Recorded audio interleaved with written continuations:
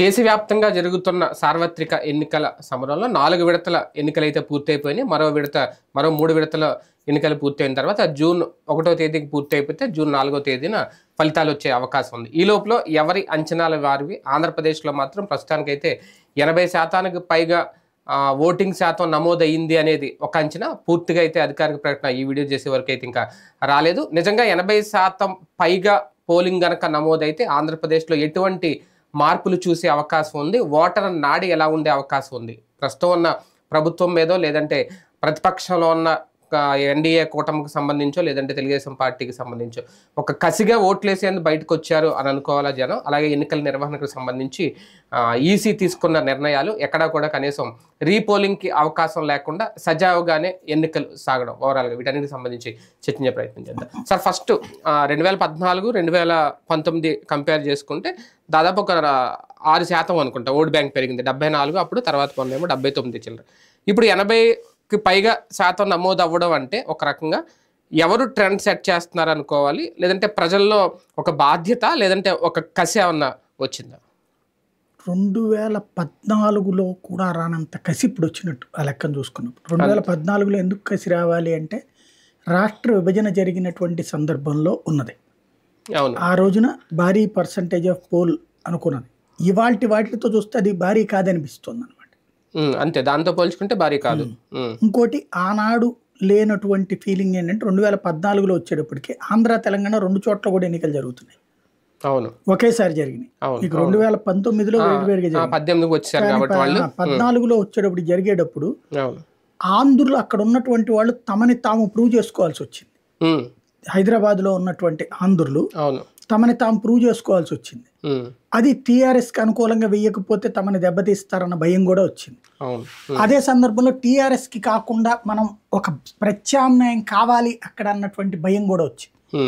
అందుకని అప్పుడు మీరు చూస్తే హైదరాబాద్ కానీ రంగారెడ్డి వీటిట్లలో బీజేపీ టీడీపీ గెలిచింది, లేదా బీఆర్ఎస్ ని పక్కన పెట్టారు, అవాయిడ్ చేశారు. ఆ రోజు ఒకసారి గుర్తుకు తెచ్చుకుంటే 2014 ఎన్నికల్లో ఓటైతే వేశారు, అక్కడే ఉన్నారు తప్పించి ఇక్కడికి వచ్చి ఓటేలా.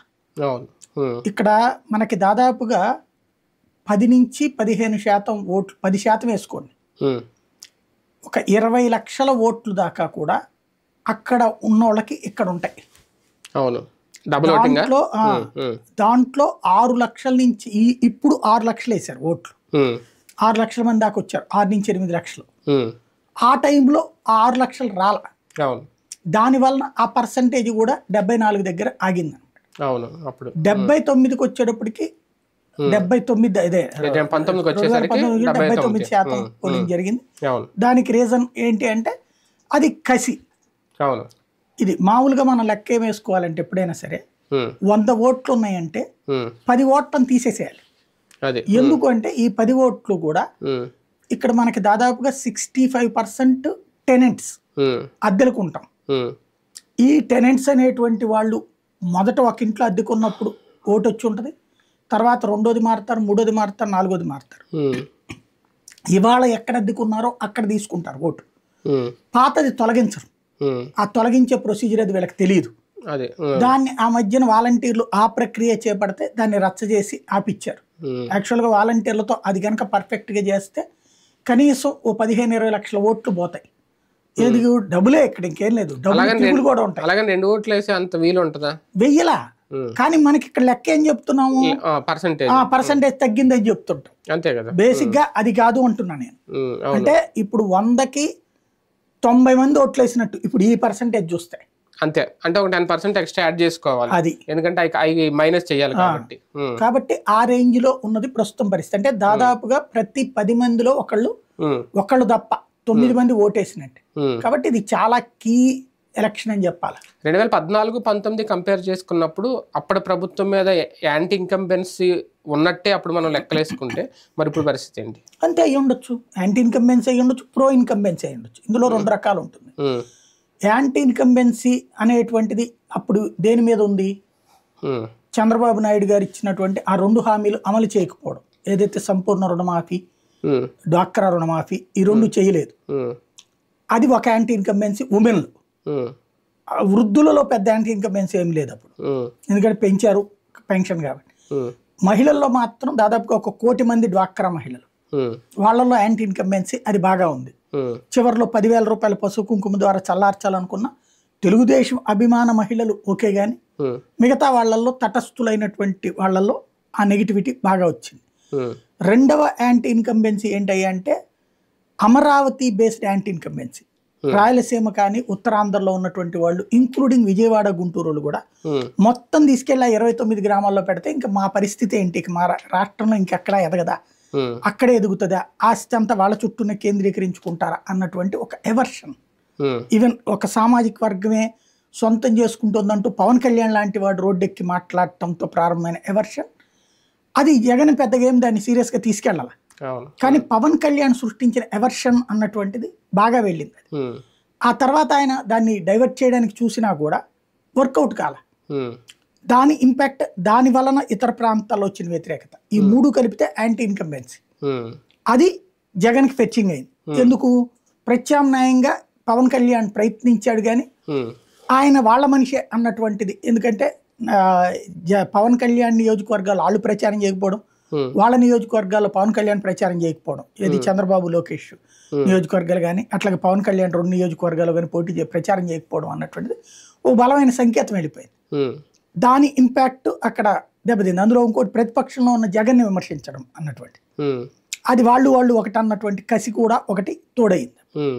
ఈ ట్రిప్కి వచ్చేటప్పటికి ఒక ఆస్పెక్ట్లో చూసినప్పుడు యాంటీ ఇన్కంబెన్సీ, ప్రభుత్వ ఉద్యోగుల్లో వ్యతిరేకత, అట్లాగే కాపు సామాజిక వర్గంలో పవన్ కళ్యాణ్ అభిమానంగా వచ్చినటువంటి వ్యతిరేకత, మరొకటి వచ్చేటప్పటికి పెన్షనర్లకి ఎక్కువ పెన్షన్ వస్తుంది అన్నటువంటి ఒక ధైర్యం కావచ్చు.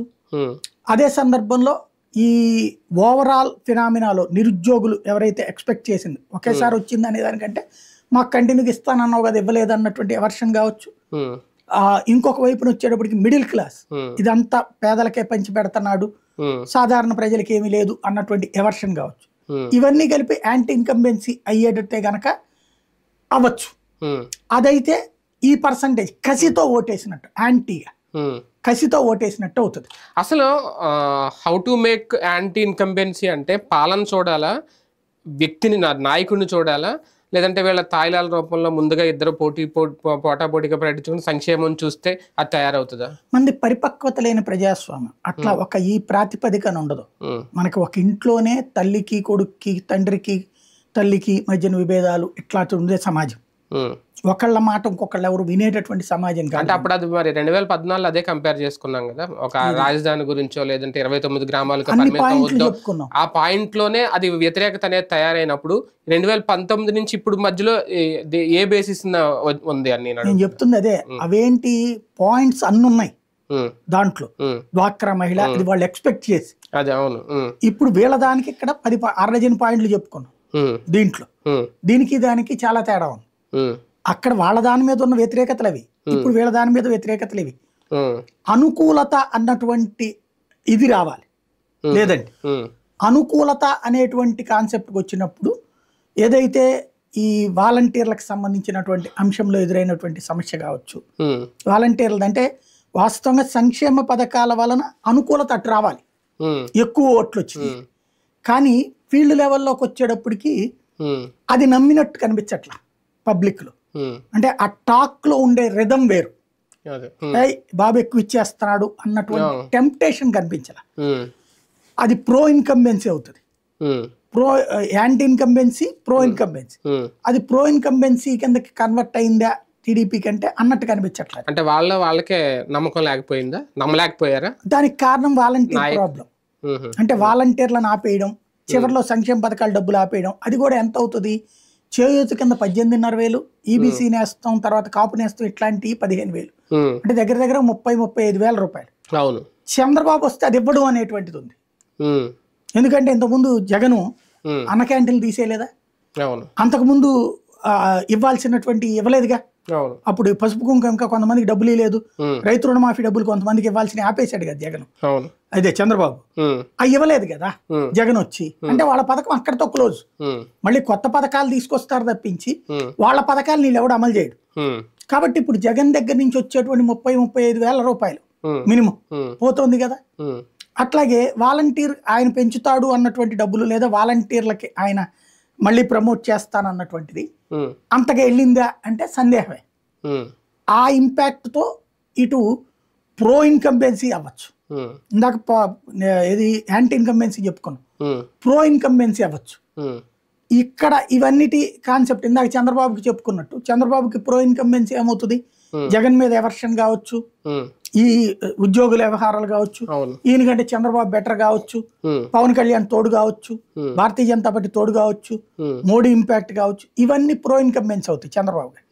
Anti incumbency plus pro incumbency అటు.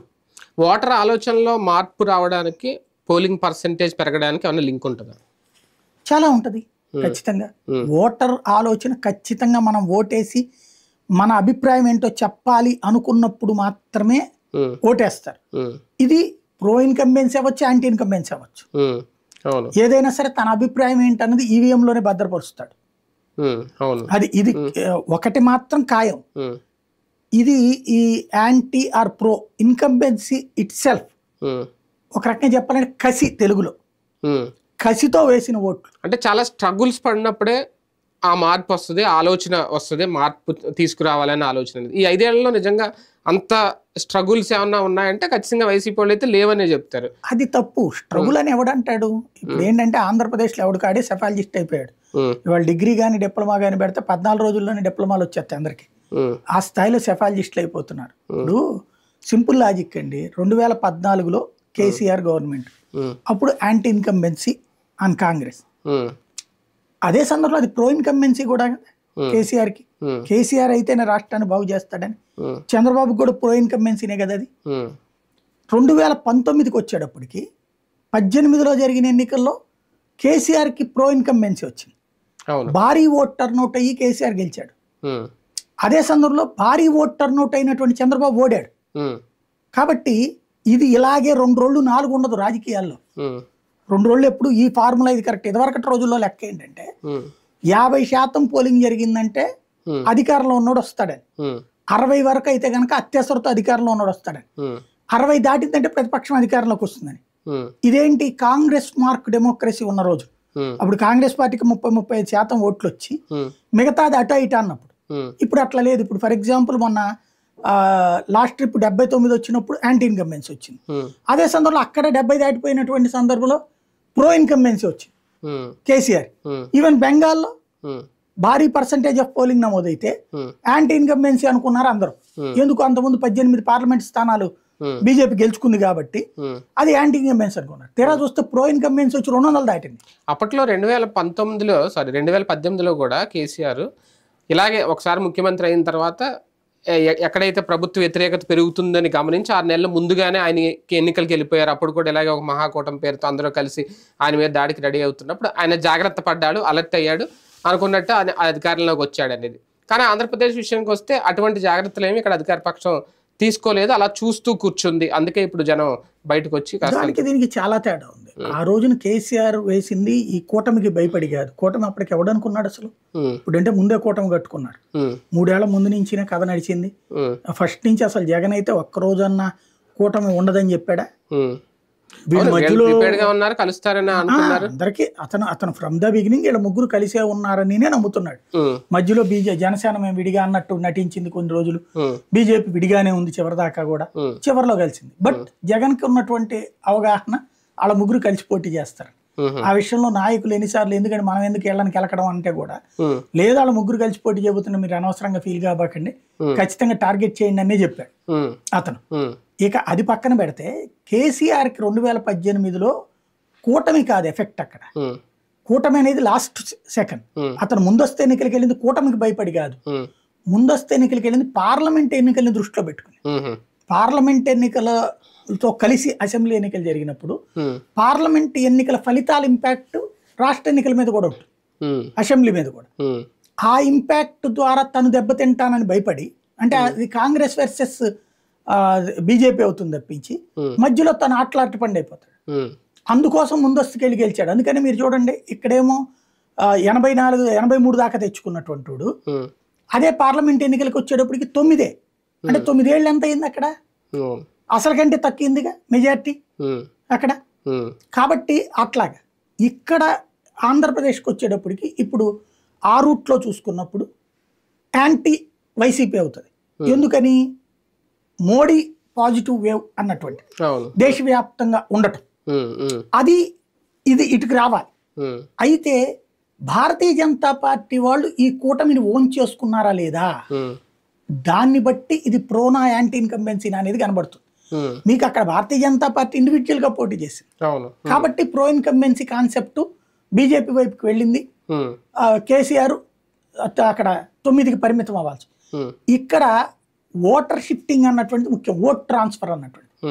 నాకున్న అవగాహన మేరకు తెలుగుదేశం ఓట్లు భారతీయ జనతా పార్టీకి టర్న్ కూడా ఎక్కువ జరగల, బీజేపీ ఓటర్ టీడీపీకి టర్న్ అయింది కూడా తక్కువ, మేబీ 50 to 60%.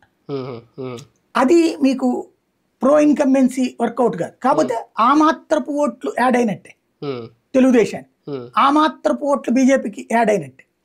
కానీ ఇవి రెండు కలిపితే గెలిపిస్తాయా లేదా, ఇది సందేహం. పోలింగ్ జరిగిన సరళి అదంతా చూసుకుంటే ఎన్నికల కమిషన్ చాలా వ్యూహాత్మకంగానే వ్యవహరించిందా, లేదు అంటే ఇంకా ఎక్కువ పోలింగ్ నమోదవడానికి అనే అవకాశాలు ఉండేవా? వాస్తవంగా ఎన్నికల సంఘం పర్ఫెక్ట్గా చేసింది. ఒక్కటే నాకు కనిపించిన లోపం వల్ల అక్కడ మంచినీళ్ళు ఏర్పాటు చేసి ఉండాల్సింది పోలింగ్ బూతుల దగ్గర. ఎందుకంటే ఎండాకాలం కదా, మండు టెండర్లో మంచినీళ్ళు ఏర్పాటు చేయడంలో విఫలమైంది. అది పక్కన పెడితే జనాలు కూడా అది పట్టించుకోలేదు, నడిచింది. ఉదయాన్నే 6 గంటల నుంచినే పోలింగ్ బూత్ దగ్గరికి జనం వచ్చేసారు అంటే ఒక కసి ఉంది జనంలో. అదే కొంచెం ఎండలకు భయపడి ఈవెన్ ఎండల్లో కూడా ఉన్నారే, ఉన్నారు. అది నేను అంటోంది. అది మామూలుగా ఏంటంటే నేను అనుకున్నది 10 తర్వాత తగ్గిపోయి మళ్ళీ సాయంత్రం 4 తర్వాత వస్తారేమో అనుకుంటే, అసలు ఎడతెరిపి లేకుండా బారులు తీరున్నారంటే ఆషామాషి కాదు అది. అయితే ఇది భయపెట్టింది. ఎవరిని భయపెట్టింది? ఇద్దరిని భయపెట్టింది. మీరు ఆఫ్టర్ 2 క్లాషెస్ బిగినాయి. అంటే ఓటింగ్ పర్సంటేజ్ మీద భయపడ్డోడు గొడవకి దిగాడు. ఎక్కడ ఎవడు గొడవకి దిగాడో మనం చెప్పక్కర్లేదు, అది ఈనాడులు సాక్షులు చూస్తే తెలియవు. ఎందుకంటే ఎవడి కోణంలో ఆడు రాశాడు. కానీ లోకల్ గా గొడవ జరిగిందంటే అవతల ఉన్నటువంటి, సాధారణంగా మనం గ్రౌండ్ లెవెల్ అబ్జర్వ్ చేస్తే ఎప్పుడైనా సరే మహిళలు వృద్ధులు గొడవలు అప్పుడు బయటికి రారు, వాళ్ళు ఆగిపోతారు. అలా ఆపడం కోసం జరిగినాయి గొడవలు. చివరికి బాంబులు ఇసురుకోవడం, గాల్లో కాల్పులు లాంటి దాకా వెళ్ళిందంటే ఆపడం కోసం జరిగిన గొడవలు.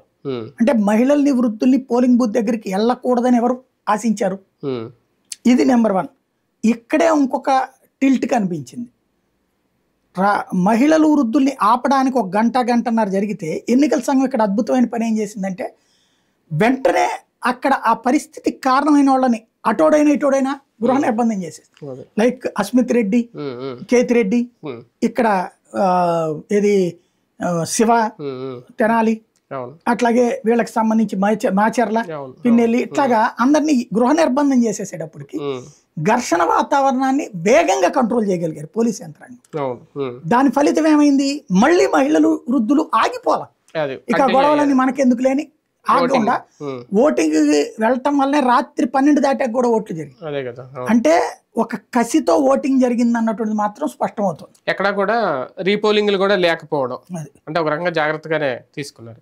రైట్, చూద్దాం. మొత్తానికి ఒక ట్రెండ్ ఏమైనా సెట్ చేయబోతుందా ఈసారి ఈ పోలింగ్ పర్సంటేజ్ ఏంటనేది? అఫీషియల్గా ఒక ప్రకటన అయితే రావాల్సి ఉంది ఎంత అనేది. కానీ గతంతో పోలిస్తే 2019తో కంపేర్ చేసుకున్న ఎక్కువ శాతమే నమోదవుతుంది అనేది. 1% నమోదవుతుందా, 2% నమోదవుతుందా? మరి కాసేపట్లో తెలియ అవకాశం ఉంటుంది. చూద్దాం ఏం జరుగుతుందో, ఫలితాలు ఎలా ఉండబోతాయనేది ఇక 4వ తేదీ వరకు వేచి చూడాల్సిందే.